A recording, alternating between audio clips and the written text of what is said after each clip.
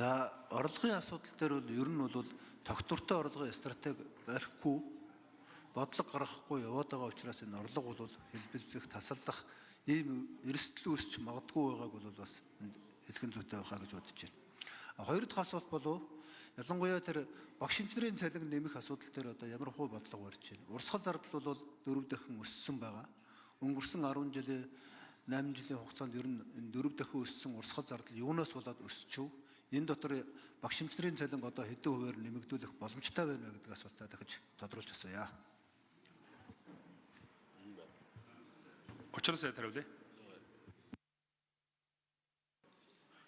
За, эмчнэрийн цалин дээр бол гүйцэтгэлээ санхүүжүүлнэ гээд хууль эрх зүйн орчин бүрдээд ажил явагдаа за алдаа оныг гарч ах шиг байна.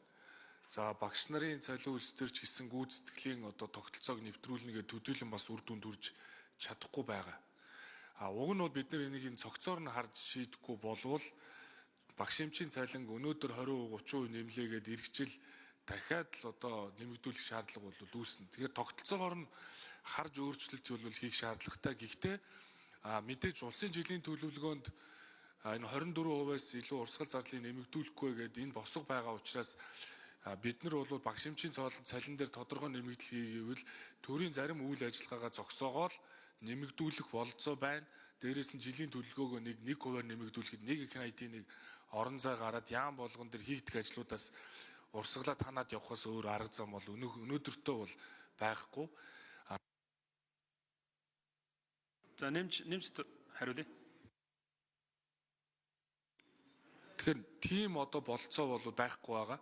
За багшийн хөгжлийг дэмжих тухай хуулийг бол тухайн үед би өөрөө санаачилж батлуулсан.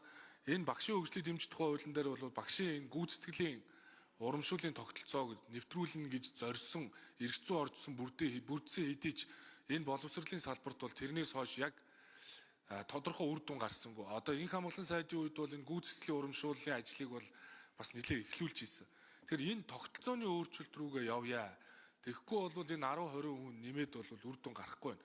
Тэгэхээр багшийн эмчийн цалин хангамжийг сайжруулахгүйгээр бол бид нар цаашдаа энэ боловсролтой одоо эрүүл Монгол хүнийг одоо бэлтгэх болцоогүй учраас зайлшгүй л одоо энэ цалин өсийг ярих шаардлага бол үүслээ.